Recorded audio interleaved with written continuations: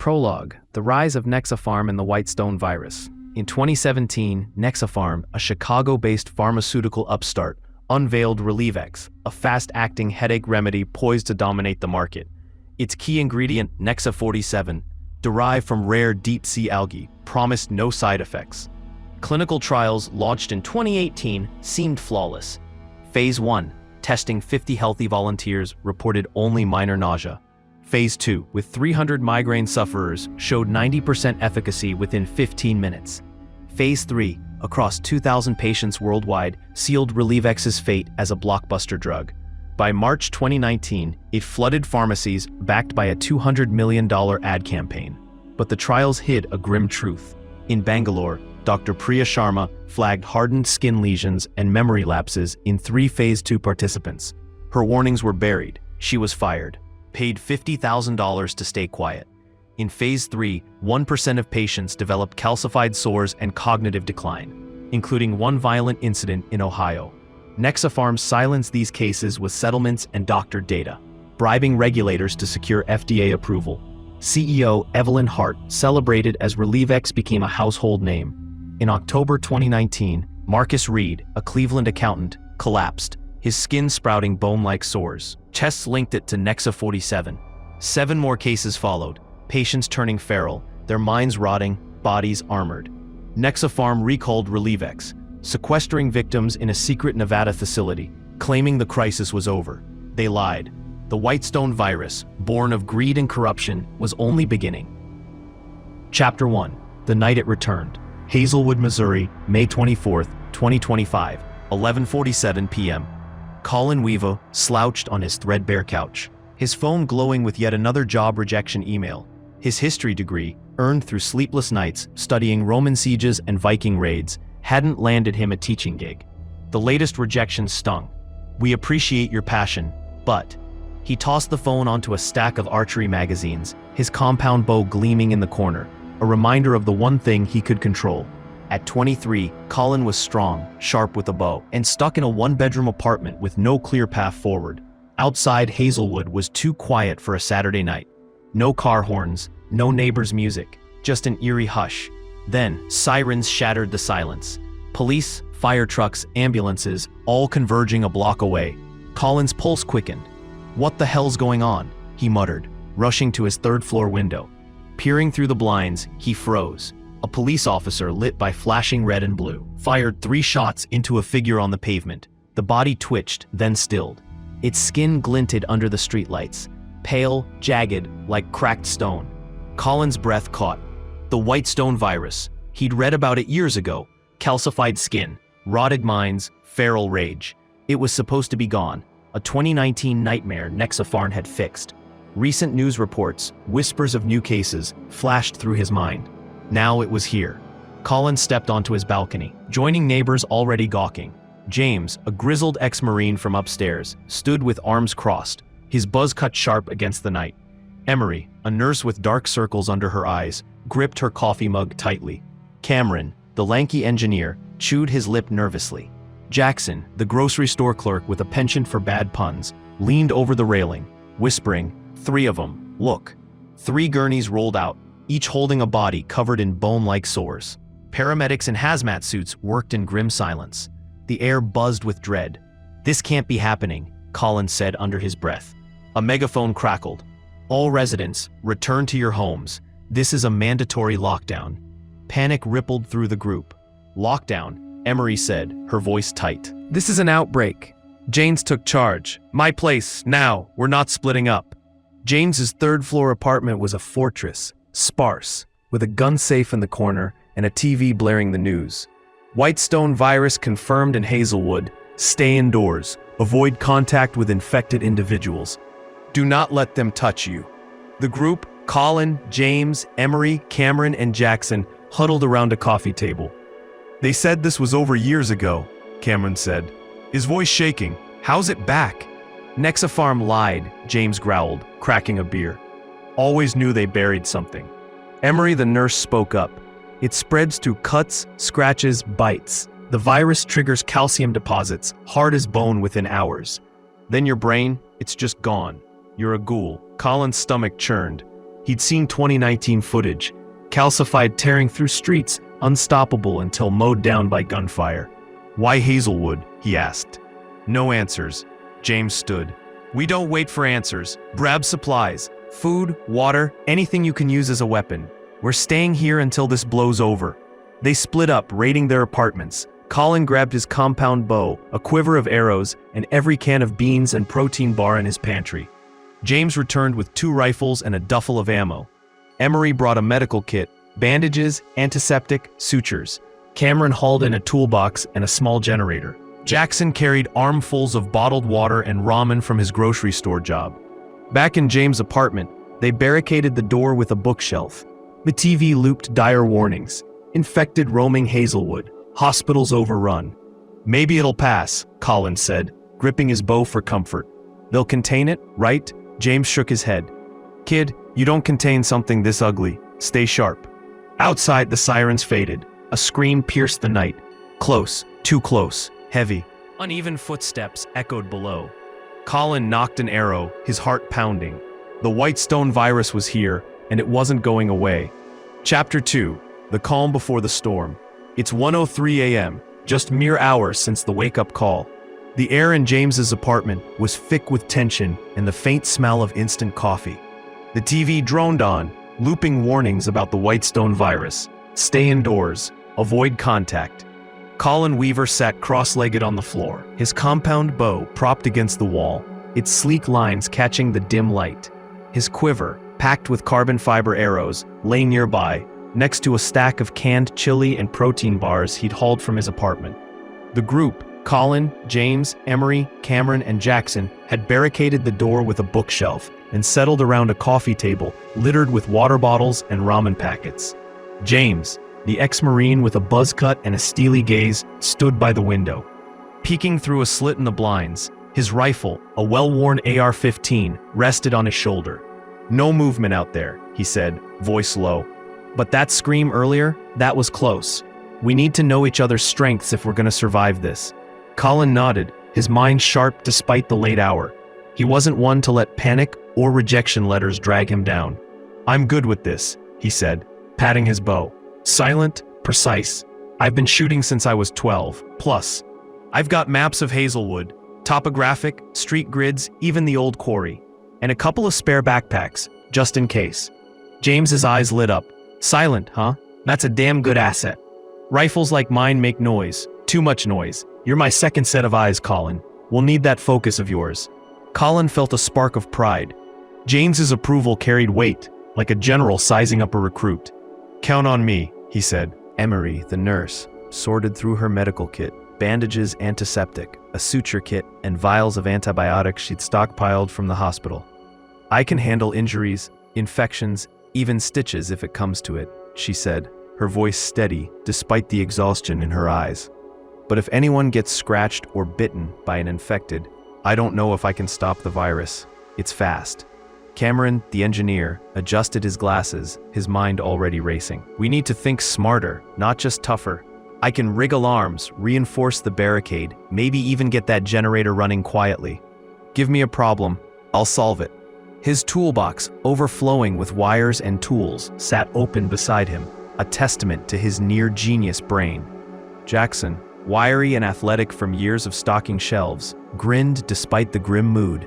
"I brought enough ramen and canned soup to feed us for a month, thanks to my employee discount. Gotta keep the vibes up. Right? Anyone want a bad joke to lighten the mood?" He didn't wait for an answer. "Why'd the tomato turn red? It saw the salad dressing." The group groaned, but the tension eased, if only for a moment. James clapped his hands, refocusing them. "All right, here's the deal. We've got food and water for a month, thanks to Jackson. Emery's our medic, Cameron's our brains, Collin's our sharpshooter, and I'll keep us in line. We stay put, stay quiet, and wait for the authorities to clean this up. But we need a plan if it goes south." Collin spread out a map of Hazelwood on the table, his prepper instincts kicking in. "If we have to move, the quarry's our best bet. It's a mile out, isolated, with high ground. We could hold off infected there. I've got backpacks ready if we need to bug out." Cameron traced a finger along the map. "Smart, but we need to fortify this place first. I can wire the hallway with motion sensors, old project parts I've got. If anything gets close, we'll know. Emery nodded. I'll organize our supplies, ration the food and water. We can't afford to run out. Jackson flexed, half joking. And I'll run circles around anything that tries to get in. I'm fast, used to outrun shoplifters at the store. James smirked, loading a magazine into his rifle. Good, we're a unit now. Collin, you and I will take first watch. The rest of you, get some sleep. 3 days passed, and Hazelwood grew quieter.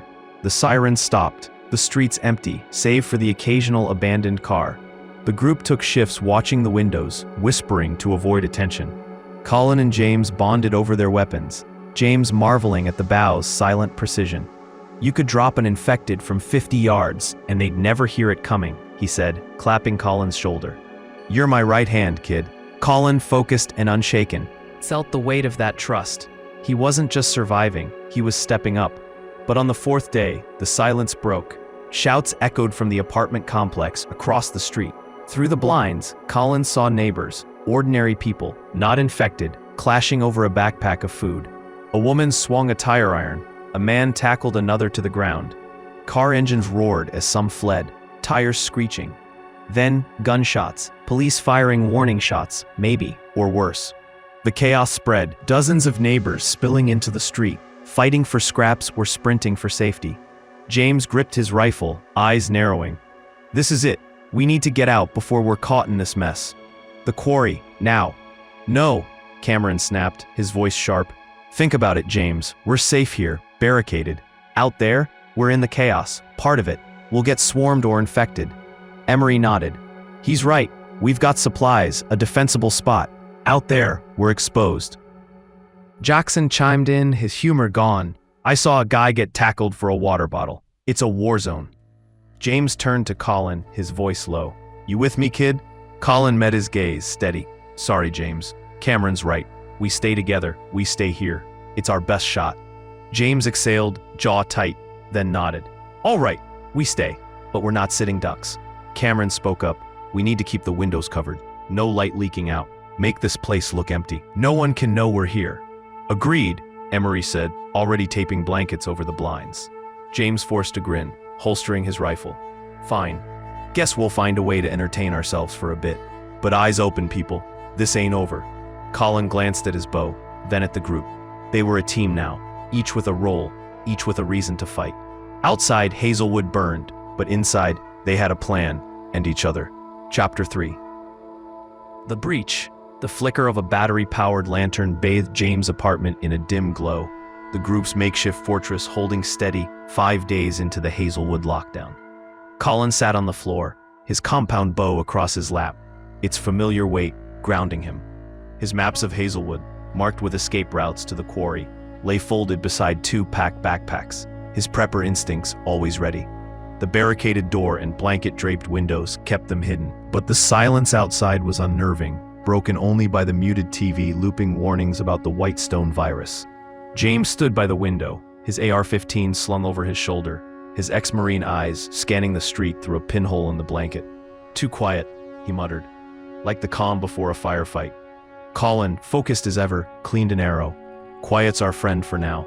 We've got Jackson's food stash, Emery's med kit, Cameron's gadgets. We stay sharp, we stay alive. James nodded, a faint grin breaking his stern face. That bow of yours, kid, silent as death. You're my right hand. Rifles like mine wake the whole damn neighborhood.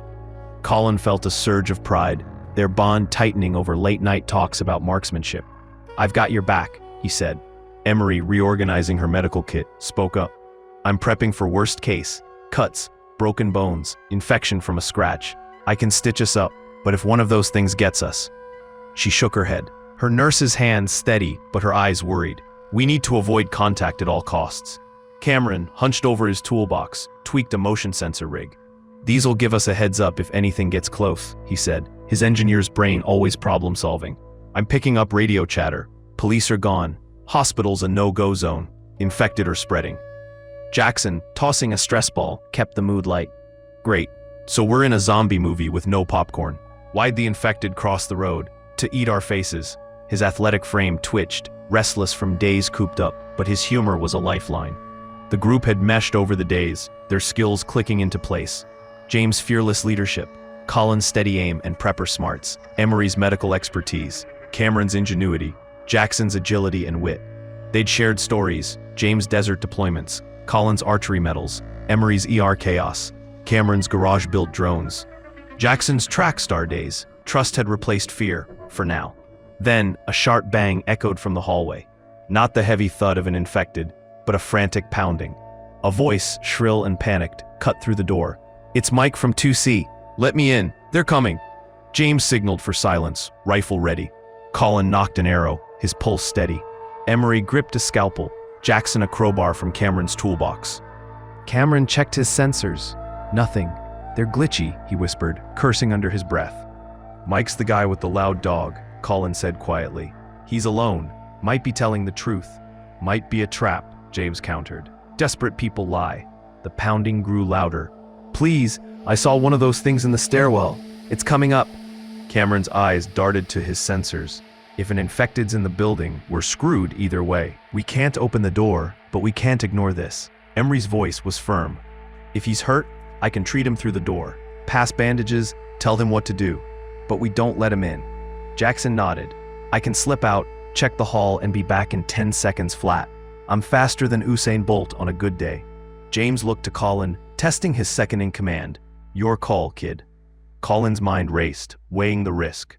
Mike could be bait, or he could be their only warning. "We don't open the door," he said, voice calm. "Jackson, scout the hall. Quiet, fast. Cameron, get those sensors working. Emery, prep a first aid pack to slide out if he's legit. James, we cover Jackson's exit." James nodded, impressed. "Solid. Let's move." Jackson cracked the door, slipping into the hall like a shadow, crowbar in hand. Seconds later, he was back, face pale. "Mike's gone. Blood on the floor, not much. But I heard something. Moaning, 1 floor down. It's infected, all right." Before they could process, the radio crackled, Cameron's rig picking up a faint signal. "Nexafarm Lab, edge of Hazelwood, containment breach." The voice cut out. Emery's eyes widened. "Nexafarm? That's where Relievex came from. If they're nearby, this outbreak didn't just happen." James gripped his rifle. "We need to move to the quarry. This building's compromised." "No," Cameron said, urgent. "An infected in the stairwell doesn't mean we're done. We're hidden, fortified. Out there, we're exposed." Emery backed him. "We could hold here. I can treat injuries if it comes to it, but we're safer inside." Jackson, catching his breath, agreed. "I saw what's out there. It's a death trap." James turned to Collin. "You with me, kid?" Collin met his gaze, unwavering. "Cameron's right. We stay, reinforce the door, and wait for a better shot. Together." James exhaled, relenting. "All right, we hold, but we double the barricade and keep weapons hot." Cameron adjusted the radio. "Chasing the signal. If that Nexafarm lab's close, it's our only lead on what's happening." Collin glanced at his bow, then the group. An infected was near their building, and answers were out there. From now, they'd hold their ground, but the walls felt closer than ever. Chapter 4. The First Shot. The apartment's stale air clung to Collin's skin, the weight of 6 days indoors pressing on the group. The barricaded door and blanketed windows had kept them hidden, but the silence outside was a siren call. Supplies.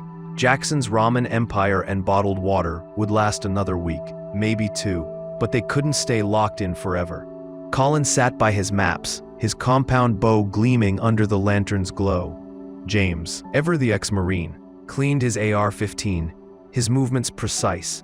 The group's trust had solidified. James led. Collin backed him up. Emery patched wounds. Cameron solved problems, and Jackson kept spirits high. A faint moan echoed from the street below, different from the neighbor chaos of days past. James peeled back a corner of the blanket, squinting. "One of them," he said, voice low. "Wandering alone, maybe 50 feet out, street empty otherwise." Collin's pulse quickened, but his focus held. "An infected?" James nodded. "Time to test the waters. We can't stay blind forever." Emery, checking her medical kit, frowned. "If you go out, stay clear of it. 1 scratch and I can't save you." Cameron, tweaking his motion sensors, agreed. "I'll watch from the 3rd floor. Signal if anything else moves. Jackson can cover the door." Jackson, restless and ready, grinned. "I'm your doorman. fastest bolt in Hazelwood. James turned to Collin, eyes glinting. How good are you with that thing? Collin gripped his bow, a flicker of nerves betraying his calm. Why do you want to know? I don't know how good those ugly stones are at hearing, James said. But your bow's quiet, my rifle's not. Collin caught on, his stomach twisting. I see. Well, let's go be brave. James clapped his shoulder, unfazed. Look, kid, I've seen combat, you haven't. It's okay to be afraid. Collin nodded, trembling slightly but steadying his breath. They crept downstairs, Jackson locking the door behind them. Emery and Cameron took position at the third-floor window, signaling the all clear. The street was a ghost town. Abandoned cars, scattered trash, no sign of life except the lone infected, its stone-like skin glinting as it shuffled away, 50 feet down the road. James and Collin ducked behind a rusted pickup, watching the figure. Its movements were jerky, aimless. Take your shot, James whispered. Collin knocked a field-tip arrow, his hand steady despite the tremor in his chest. He aimed, exhaling slow, and released. The arrow zipped silently, piercing the infected's neck. It collapsed, twitching, stone-crusted limbs jerking against the pavement. James gave a low whistle. Want to take a closer look? Don't worry, we won't touch it. They approached cautiously, weapons ready. The infected lay still, save for faint spasms. Its eyes were dark, sunken pits. Its skin a jagged mosaic of bone-like sores, teeth gnawed to jagged stubs. Collin's stomach churned. It was like something from a horror movie. Are these people dead? Collin asked, voice low. Or just wandering, losing their minds? James' face hardened. Sometimes it's best not to think about it. All that matters is not becoming one of them. Maybe one day we'll focus on the what-ifs. They returned to the apartment, Jackson unlatching the door with a relieved grin. Nice shooting, Robin Hood, he said. Inside, the group gathered, the air lighter with their first victory. It's quiet now, Emery said, checking her supplies. But we can't stay lucky forever. Jackson nodded, tossing his stress ball. We should make a run soon. Food's good for a week, but we'll need more. Agreed, James said, glancing at Collin with new respect. Collin met his gaze, confidence growing. Agreed. Cameron unfolded one of Collin's maps, his engineer's mind already plotting. There's a corner store half a mile west. Small, less likely to be looted. I can navigate us through back alleys, avoid main roads. Walk or drive? Emery asked. Walk, everyone said in unison. Collin added, quiet's the key to survival. James slung his rifle, a rare grin breaking through. All right, team. Cameron leads the way. Collin and I cover. Emery, prep for injuries. Jackson, you're our sprinter if things go south. We plan tonight, move tomorrow. Collin gripped his bow, feeling the weight of James' trust. The infected was down, but Hazelwood was a powder keg. Their first step outside had worked. Now, they'd face the world together. Chapter 5. Testing the Shadows. The group's fortress and James' apartment felt smaller with each passing day. 7 days into the Hazelwood lockdown, the air was thick with the scent of ramen and resolve. Collin's compound bow rested by his side, his maps of Hazelwood pinned to the wall, escape routes to the quarry marked in red. Jackson's food stash was holding, but the pile of cans and water bottles was shrinking fast. The TV, now a silent relic, had warned of the white stone virus's spread before the signal grew spotty. Outside, Hazelwood was a ghost town, punctuated by distant moans and the occasional scream. James stood by the barricaded door, his AR-15 slung over his shoulder, his ex-Marine presence steadying the group. We can't wait for the world to fix itself, he said, addressing the team around the coffee table. We need supplies, food, water, anything we can get, but we keep it simple. It's a brand new world out there. We don't all go at once. Pairs of two, scavenging other apartments in the building. If a door's locked, move to the next. No kicking in doors today. Cameron, tweaking his motion sensors, looked up. We go at dusk, light barely peeking over. Enough to see, but dark enough to keep us covered. James grinned, a rare spark in his eyes. Loved the idea. Collin nodded, his focus sharp. James turned to him. Collin, you've got some experience now being brave. You and Cameron go first tomorrow. I'll take Emery the day after. Jackson, you're our speedy guy. You okay being the runner, relaying between us? Jackson, tossing his stress ball, flashed a grin. Hell yeah, I'd rather sprint than play hero. I'm your messenger. All right, James said. Collin and Cameron tomorrow, me and Emery next. Jackson runs signals, we move quiet. Stay safe. Emery, organizing her medical kit, added, if anyone gets hurt, I've got bandages and antiseptic ready. But no risks. One scratch from an infected, and it's over. Collin met James' gaze, their bond as leaders solid. We've got this, he said, gripping his bow. The next evening, at dusk, Collin and Cameron slipped out, Jackson walking the door behind them. The hallway was eerily silent, the air stale. Collin's bow was knocked, Cameron's flashlight dimmed to a faint glow. They checked 3 apartments on the 2nd floor, finding only a few bottles of water and a can of peaches in an unlocked unit. No infected, no looters, just emptiness. Jackson darted between the stairwell and James' apartment, signaling the all clear. The run was quick, clean, and built a flicker of confidence. They were back in 20 minutes, unscathed. The following day, James and Emery took their turn. Emery's medical instincts kept them cautious, while James' rifle was a steady threat. They returned with 2 cans of tuna and a half-empty pack of granola bars from a ransacked apartment. Jackson, true to his word, sprinted messages without a hitch. The hauls were meager, but the plan worked. No noise, no fights, no infected. 2 days later, James took Jackson out to teach him the ropes, leaving Collin, Cameron, and Emery to pack go-bags. Backpacks stuffed with essentials in case they had to bolt. James and Jackson hit the jackpot. A forgotten pantry with a case of bottled water and a bag of rice. You're not just fast, you're lucky, James told Jackson, clapping his shoulder as they returned. The group gathered, their teamwork clicking. We're a machine now, Jackson said, tossing his stress ball. But we're burning through food fast. Collin spread his map. The corner store Cameron mentioned is still our best bet. Half a mile. Back alleys. We can hit it next. Emery nodded, checking her dwindling antiseptic. We need more medical supplies too. Bandages won't last forever. Cameron adjusted his glasses. I'll map the safest route. We stick to walking. Quiet's our edge. But that night, as they planned, the world shifted. The lantern flickered, then died. The hum of Cameron's generator stopped. The apartment plunged into darkness. Collin fumbled for a flashlight, heart racing. Power's out, he said, voice steady despite the dread. Cameron checked his radio. No signal. The TV was dead. Phone's useless. It's not just us, he said. The whole grid's down. No news. No chatter. We're in the dark. James gripped his rifle, his voice grim.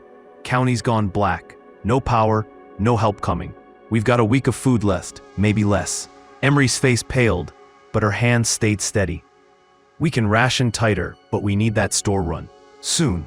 Jackson, for once quiet, nodded. I can run point, scout ahead, but we gotta move fast. Collin looked at James, their leadership sinking. We've done this once, we can do it again. Tomorrow, dusk, we hit the store. Together. James nodded, a spark of pride in his eyes. Together, but weapons hot, eyes open. The world's not playing nice anymore. The group sat in the dark, their lantern's faint glow their only light. Hazelwood was silent, but the Whitestone virus was out there, waiting. They'd survived the first test. The next would be harder. Chapter 6, The First Contact. 9 days into the Hazelwood lockdown, the group's sanctuary in James' house. Apartment felt like a coffin closing in. The power grid's collapse had severed their lifeline to the outside world. No radio, no news, only the oppressive dark. Their supplies, once a proud fortress of Jackson's ramen, canned beans, and bottled water, now fit in a single crate, enough for a week if they skipped meals. The air was thick, with the sour tang of unwashed clothes and the chemical burn of Emery's antiseptic wipes.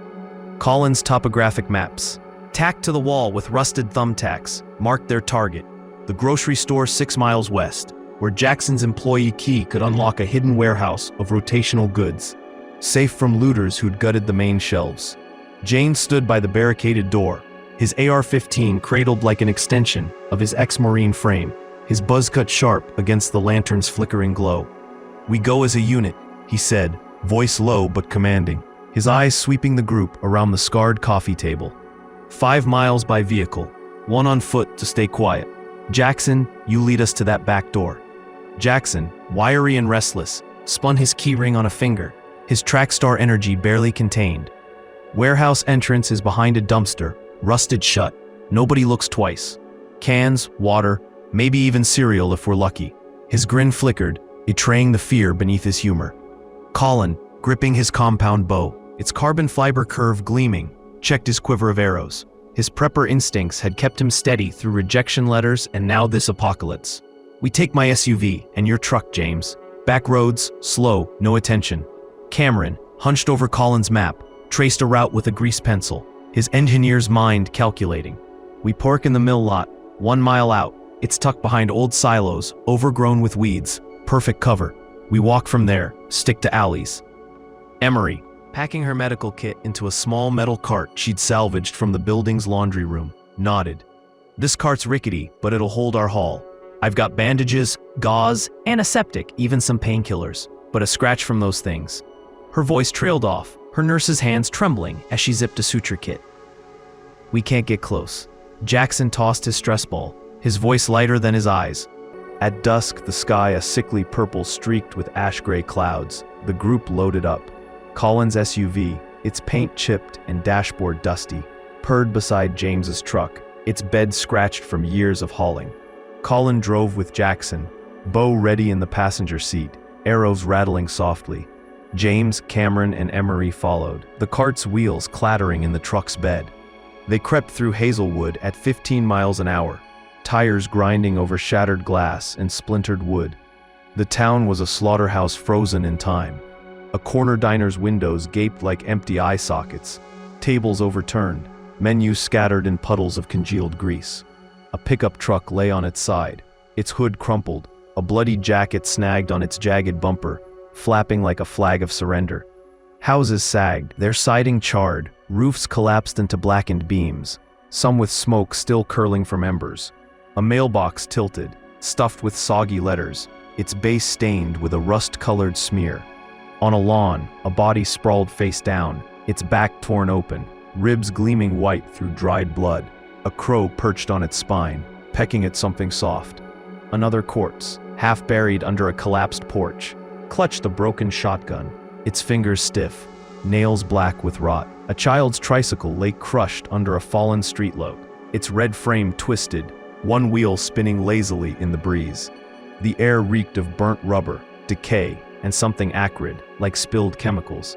A faded billboard loomed over a looted pharmacy, its Relievex ad, instant relief, defaced with red paint, the model's smile slashed into a scream.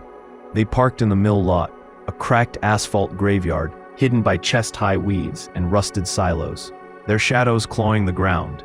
The grocery store was a mile away, its brick facade barely visible through the haze. Emery's cart squeaked as she pulled it, the sound sharp in the silence. Collin led with his bow, arrow nocked, his pulse steady but his palms slick. James followed, rifle sweeping the dark, his boots silent on the pavement. Jackson scouted ahead, his sprinter's speed keeping him a ghost. Cameron's flashlight, dimmed to a faint glow, scanned the path. While Emery stayed close, her scalpel tucked in her belt, the cart's wheels wobbling over cracks. The walk was a descent into dread. An alley flanked by a chain-link fence revealed a playground, its swings dangling from frayed ropes, one seat missing, another tangled in knots. A slide was scorched black, its plastic bubbled like blistered skin, pooling at the base in a tar-like mass. A sandbox nearby held a dog's carcass, its fur matted with chalky white crust, ribs jutting like broken fingers, its jaw locked open in a silent snarl. A laundromat's glass door hung shattered, dryers spilling torn clothes, blood-streaked shirts, a single sock caked in ash. A fire hydrant gushed, flooding the street where a plush rabbit floated, its fur sodden, one button eye missing, bobbing in water tinged pink. The air vibrated with a low hum, like distant machinery, but it was no machine, just the pulse of something wrong. Prosody rate +7. Half a mile in, James raised a fist, halting them behind a toppled delivery van. Its side spray-painted with run or die in dripping red. He crouched, waving Collin forward, finger to lips. "You see that?" he said, voice barely audible. Collin took a deep swallow, slowing his breath. "Oh, I see it all right. Across a littered parking lot, 40 yards away near a gutted gas station, 4 stone-turned, shuffled in a jagged circle. Their skin was a mosaic of jagged calcium sores, cracked like desert earth, glinting faintly in the dying light. One's face was a ruin, half encrusted, its left eye a sunken black pit. The other milky and twitching, its jaw grinding with teeth worn to splintered stubs, flecked with dark stains. Another's arm hung limp, calcified spikes protruding from its elbow, dragging furrows in the asphalt with each lurching step, leaving a trail of chalky dust. A third's chest bulged with tumorous growths, pulsing like a heartbeat. Its fingers fused into claw-like shards that scraped the air, tearing at nothing. The fourth's neck was a mass of bone-like plates, its head jerking side to side as if pulled by invisible strings, its mouth leaking a viscous, chalk-white drool that hissed faintly on the ground. Their moans wove a low, guttural chorus, not human but alive, a sound that crawled under the skin, vibrating in the group's bones. James peered through his rifle scope, his face carved from granite. Man, what do we even call these things anyways? Collin, arrow knocked, forced a shaky grin, his nerves electric. I've been secretly thinking they're like ghouls, but they don't really fit the profile. Stone-turned, James muttered, affirming their choice. Too many to risk, we detour. Emery, clutching the cart's handle, whispered. They're slow, but they're in our path. One wrong move, and they'll hear us. Cameron's flashlight flicked twice from behind. Clear so far. Jackson, crouched by the van, gave a tense nod, his sprinter's legs coiled to run. They slipped into a side alley, the cart's wheels grinding softly over gravel, Emery wincing at each squeak. The warehouse loomed, its back door hidden behind a dumpster coated in grime and dried blood, a faint handprint smudged on its edge. Jackson's key turned with a faint click. The door groaning open to reveal a cavern of crates, canned corn, green beans, soups, cases of water, even a box of granola bars, all untouched. Told you, Jackson whispered, his voice tight but triumphant. They worked in silent frenzy, the cart creaking under cans of chili, tuna, and peaches, plus 2 cases of water. Collin stood guard, bow ready, eyes darting to the door's crack. James swept his rifle across the shadows, his breath steady. Cameron stuffed batteries and a hand-crank flashlight into his pack, his fingers quick. Emery packed bandages, antiseptic wipes, and a bottle of ibuprofen, her hands precise despite the fear in her eyes. Jackson darted between crates, his speed piling goods faster than the rest. But as they zipped the last duffel, a sharp snap echoed outside, a metal can kicked across pavement. A low, wet moan followed, close, just beyond the dumpster. Collin's arrow was knocked in a heartbeat. James' rifle raised, its barrel glinting. The group froze, sweat beading on their faces, the lantern's light casting their shadows like ghosts on the crates. Through the door's crack, a stone-turned loomed, 10 yards away, its body a grotesque sculpture of calcium sores, its skin cracking with each step, shedding white flakes like ash. Its eyes were hollow pits, one crusted shut, the other weeping a milky film. Its jaw hung slack, teeth gnashed to jagged stubs, drooling a chalky sludge that splattered the ground, sizzling faintly. Its right arm ended in a club of fused bone, scraping the dumpster with a sound like nails on glass. Don't move, James hissed, his voice a blade. It's blind unless we make noise. Emery's cart gave a faint squeak, and the stone-turn's head snapped toward it, its moan deepening, a guttural rumble that shook the air. The group held their breath, muscles locked. The creature sniffed, its calcified nostrils flaring, then shuffled past, its clubbed arm dragging a gouge in the pavement. After an eternity, it vanished into the dark, its moan fading. They exhaled, hearts hammering, and slipped out, locking the door. The cart's wheels rattled as they crept back to the vehicles, the haul heavy, enough for 2 weeks, maybe 3. The drive back was a silent blur, Hazelwood's ruins unrelenting. A church's steeple collapsed into its pews, a playground's jungle gym twisted into a metal snarl. A single shoe caked in ash beside a shattered stroller. The air was thick with the stench of rot and despair. Back in the apartment, they unloaded, the cart's contents a fragile victory. James clapped Collin's shoulder, his eyes warm with pride. We're a damn machine, kid. You held steady out there. Collin, his nerves settling, nodded. Too close for comfort. Those stone-turd aren't just wandering, they're hunting. Emery sorted her medical haul, her voice tight. We've got enough to survive, but they're getting closer every day. Cameron cranked his new flashlight, its beam weak but steady. No radio signal yet, but that Nexafarm lab mention, it's something. I'll keep trying. Jackson tossed his stress ball, his humor thin. We didn't get eaten. I'm calling that a win. The group settled into the dark, their supplies a lifeline in a world unraveling. But the stone-turned were out there, their moans echoing in the silence, and Hazelwood shadows were closing in. Chapter 7, Fractures and Plans. 10 days into the Hazelwood lockdown, James's apartment was a prison of filth and fraying nerves. The warehouse run had bought them time. Cans of chili, tuna, green beans, and cases of water stacked against the wall, enough for 2 weeks if they ate like sparrows. But the air was a miasma of sour sweat, unwashed clothes, and the rancid tang of spoiled food scraps they hadn't dared toss outside. The power outage had killed the last flicker of normalcy, leaving only a battery-powered lantern that cast jagged shadows across peeling wallpaper. The barricaded door, doubled with a splintered bookshelf, creaked with every gust, and the windows, draped with tattered blankets, trapped the stench inside. Collin's maps, pinned to the wall, curled at the edges, their red-marked routes to the quarry mocking the group's stagnation. Collin sat on the floor, his compound bow beside him, its sleek frame dulled by dust. His unshaven face itched, his clothes stiff with grime. James leaned against the door, his AR-15 propped nearby, his Beck's marine jaw tight, eyes bloodshot from sleepless nights. Jackson paced, his stress ball abandoned, his trackstar frame twitching with pent-up energy. Cameron hunched over his toolbox, tinkering with a hand-crank flashlight, his glasses smudged, hair greasy. Emery sorted her medical kit, bandages, antiseptic, a dwindling bottle of ibuprofen, her nurse's hands shaking, her face pale under a sheen of sweat. We can't stay here, Collin said, his voice cutting through the heavy air. The stone-turned are closing in. That warehouse run was lucky, but this place is a death trap. We need to move.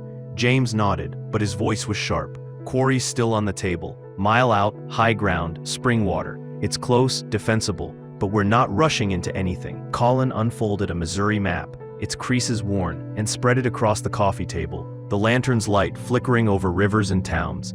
Let's throw out ideas. The quarry's an option, but Missouri's wide open. We need somewhere we can hold long-term. Emery, wiping sweat from her brow, snapped. A farm. Somewhere south, acres of land, a well, maybe crops. Less people, less stone-turned. I'm sick of this stink, this cage.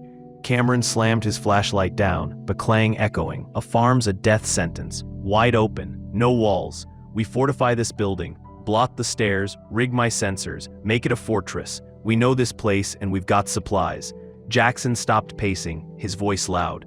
Fortress? This dump? It smells like a sewer, and one stone-turned breaks in, we're done. Quarry's close, water's good, let's go. James's temper flared, his face reddening. Enough. You think you're calling shots, Jackson? Quarry's solid, but we don't move till we're sure. Sit down. Jackson stepped closer, fists clenched.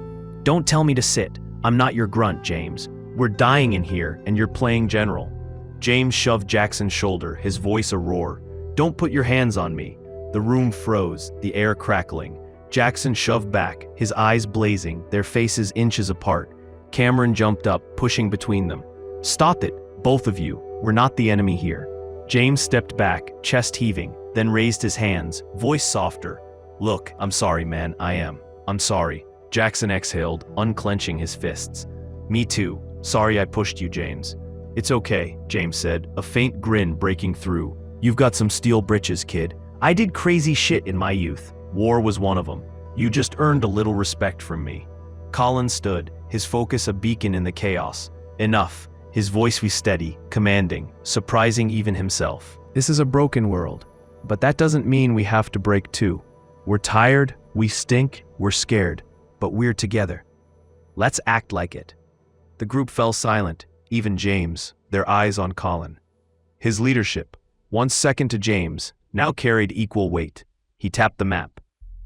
Cameron, fortifying here won't work. The stone-turned are too close, and this building's falling apart. I'm sorry, but staying's not an option. The quarry's close, but it's small. I say we check a school. Hazelwood East Middle, 12 miles out. Fenced, brick walls, a well. Defensible. Emery nodded, her anger fading. I still want a farm, space, fresh air, but the school's fence is smart. I can work with that. Cameron sighed, rubbing his temples. Fine. Staying's a bad call, I get it. But moving's risky. School's better than a farm at least. James cleared his throat, his temper gone. Look, sorry I lost my temper. Collin's right. We can't stay. Quarry or school? We need to decide. Jackson, calmer now, added, me too, sorry for pushing. School sounds good, but I'm not married to it. What else we got? Cameron leaned over the map, his engineer's mind kicking in. South Missouri's got farmland, acres, isolated, near the Ozarks. Long haul, but we could stop at the quarry, schools, whatever's on the way. Less stone turned down there, maybe. Emery's eyes lit up. That's what I'm talking about. Land, space. I'm in for South. Jackson grinned, his humor creeping back. South sounds warm. I'm not freezing my ass off in a quarry. James nodded, looking at Collin. South's a big move, but it's got legs. Stops along the way. Quarry, schools. Keep us flexible. You good with that, kid? Collin met his gaze, steady. Yeah, South Missouri, farmland, with stops. We plan it tight, move smart. The group agreed. Their spat, forging a tighter bond. Cameron mapped a southern route, weaving through back roads to avoid cities. Marking the quarry and a few schools as checkpoints. They packed the SUV and truck, siphoning gas from abandoned cars in the lot and finding 2 full canisters in a garage. James, scavenging a wrecked sedan, hit gold, a pair of walkie-talkies, their batteries still good. Collin paired them with his solar charger, a rare smile breaking through. James took one, Collin the other, their leadership sealed with a crackle of static. At dusk, they rolled out. The SUV and truck loaded with food, water, weapons, and Emery's medical cart. The world was a graveyard. Houses burned to skeletal frames. A gas station's pumps toppled. A child's backpack spilling crayons across the asphalt. Stone turned lurched in the distance, their calcified skin glinting, chasing the vehicles with jerky, futile steps, their moans fading as the group outpaced them. The creatures were slow, but their numbers gnawed at the group's nerves. An hour into the drive, weaving through a littered road flanked by skeletal trees, trouble loomed. 3 figures stood ahead, blocking the path. Not stone-turned, but men, armed with crowbars and a shotgun, their faces hard under grimy hoods. A spiked barricade of scrap metal and tires forced the group to stop. The leader, a gaunt man with a scar across his cheek, stepped forward, shotgun raised. How about you step out of the truck, or we'll make you, he growled, his voice cold as the dusk. Chapter 8. Blood and Bonds. The Missouri dusk was a bruise across the sky, casting long shadows over the littered road, where the group's SUV and truck idled, blocked by a barricade of spiked scrap metal and bald tires. An hour into their southern journey, the group had dodged stone-turned, calcified husks lurching after them, their jagged sores glinting, their moans fading as the vehicles outran their sluggish chase. But now trouble wasn't stone-turned. 3 men stood ahead, armed with crowbars and a shotgun, their faces hardened by hunger and malice. A 4th figure loomed 40 feet back, barely visible in the gloom, clutching a rifle. The leader, a gaunt man with a scar slicing his cheek, stepped forward, his shotgun gleaming. My name is Tyson, he said, voice cold as gravel. Your name doesn't matter, but what does matter are the keys to those vehicles and all the supplies you got inside. James, standing by his truck, rifle slung but hands steady, met Tyson's gaze. Or what? You think we're scared of you? Tyson smirked, his eyes flicking to the group. By the looks of your shivering friends, I'd say, yeah, you are. James scanned the scene, clocking 4 enemies. Collin, in the SUV's back seat, had his bow knocked, arrow trained on the distant rifleman, his pulse hammering but his aim steady. Jackson, beside him, gripped a pistol, his sprinter's hands shaky. He'd barely fired it in practice. Emery and Cameron, in the truck, crouched low. Emery clutching her scalpel, Cameron's flashlight dimmed. Collin's gut twisted. The stone-turned were monsters, but these were people. People choosing evil in a broken world.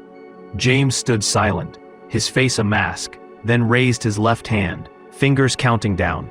4, 3, 2, 1. Collin caught the signal, adrenaline surging. As James' hand hit 1, Collin kicked open the SUV's door, drew his bow, and loosed an arrow. It zipped through the dusk, piercing the rifleman's chest 40 feet away. The man gasped, collapsing, his rifle clattering. In the same heartbeat, James swung his AR-15 up, firing a burst at Tyson, who fired his shotgun a split second too late, the blast tearing into the dirt.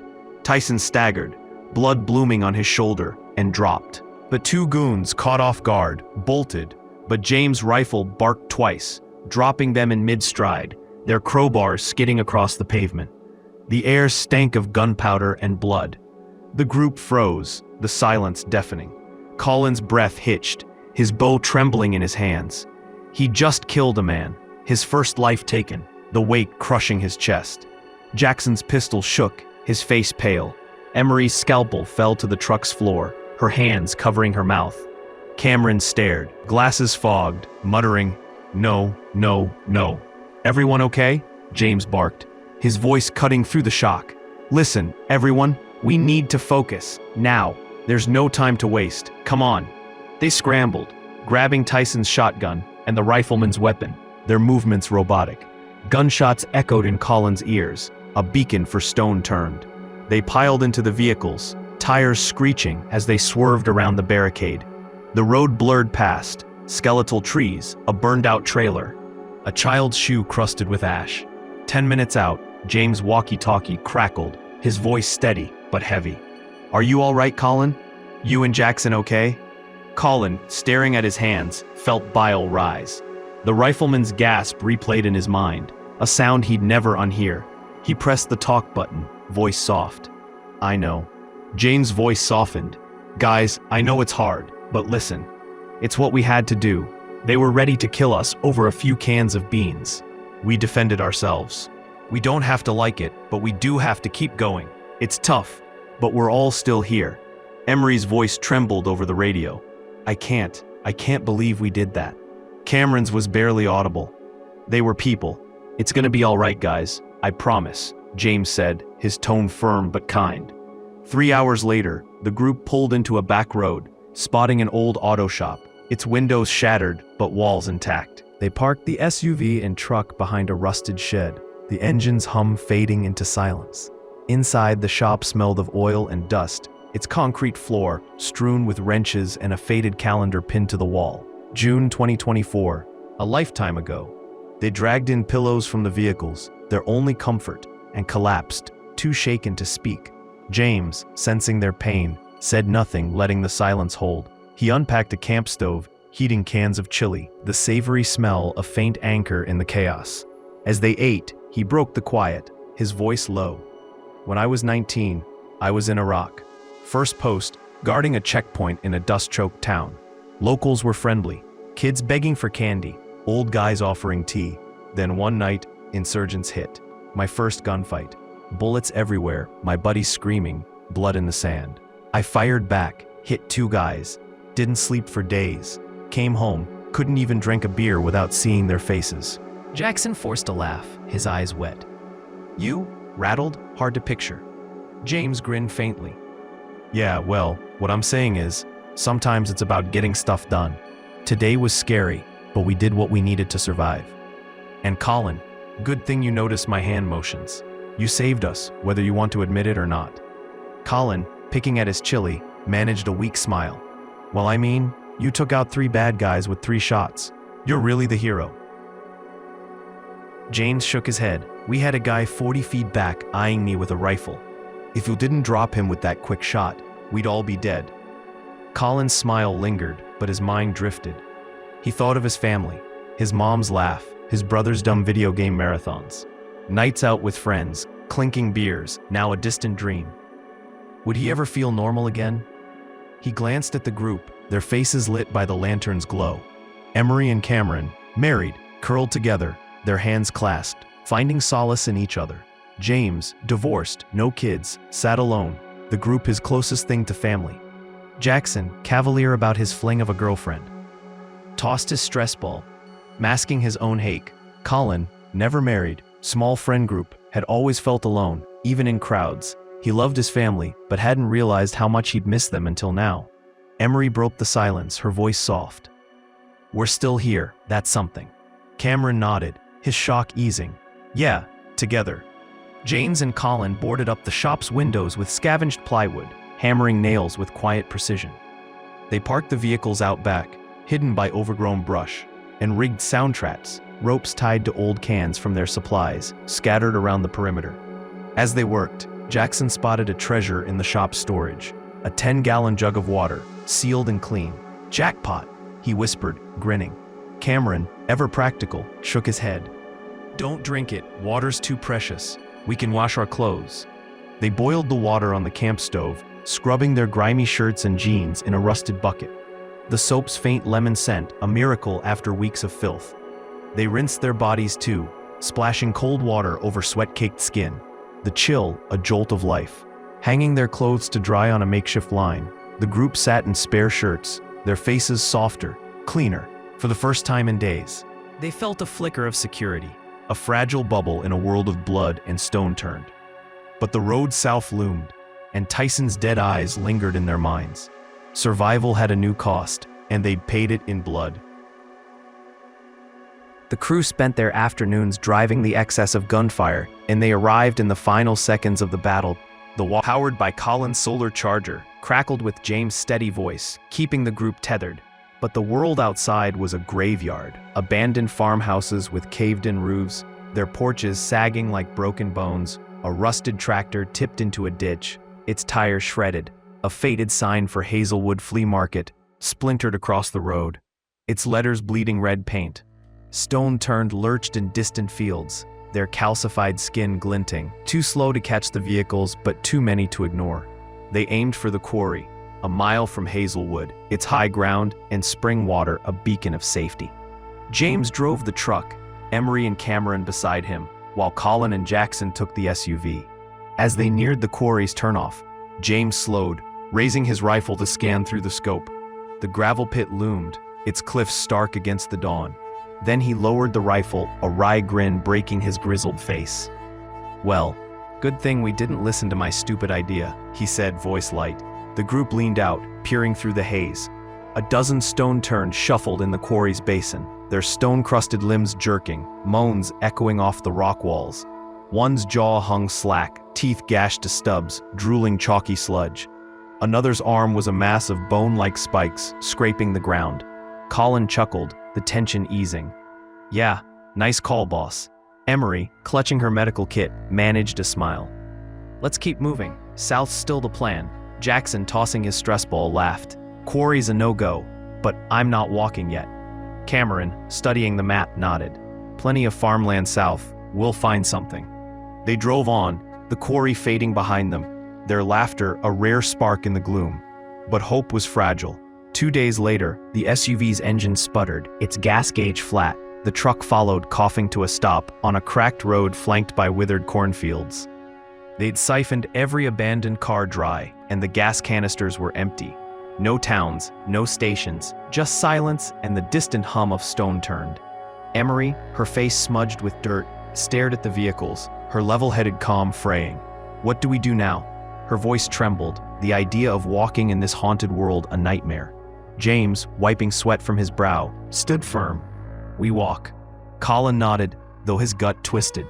Jackson kicked a tire, cursing under his breath. Cameron folded the map, his glasses fogged. Emery's eyes welled, but she straightened, clutching her cart's handle. They packed what they could, backpacks stuffed with food, water, weapons, and Emery's medical supplies. The vehicles, their only shield, sat abandoned, their doors locked as if they'd return. Collin slung his bow, arrows rattling. James carried his rifle and the new shotgun from Tyson's crew.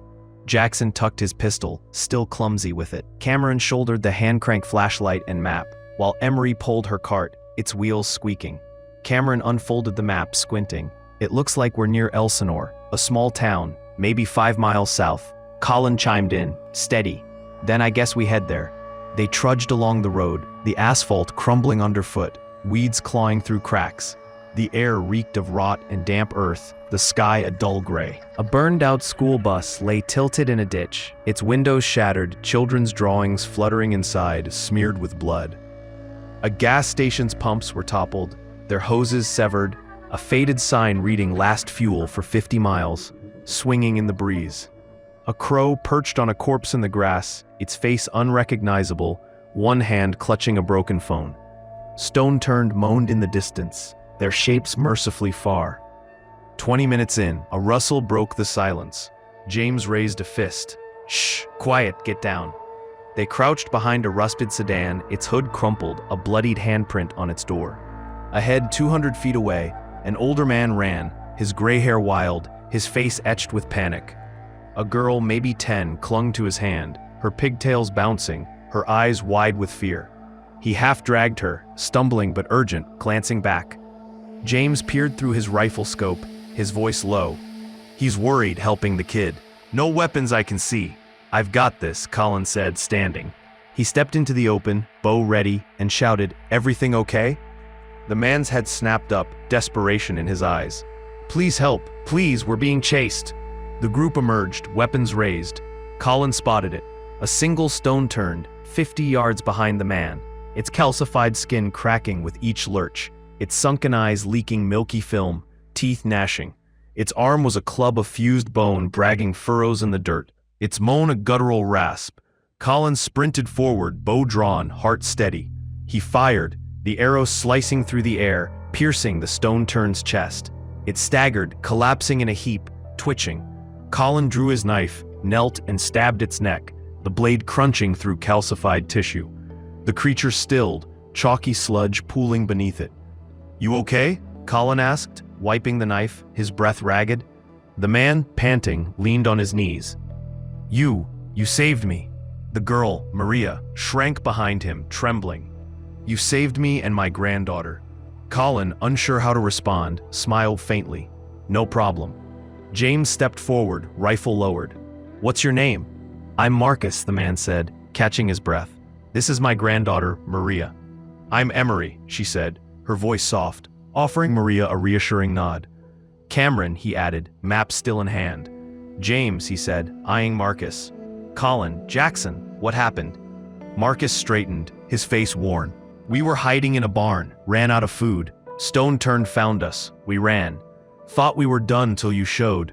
Collin glanced at Maria, her fear mirroring his own after Tyson's fight. "You're safe now. Stick with us." They walked on, Marcus and Maria in tow, the group's steps heavier but their purpose sharper.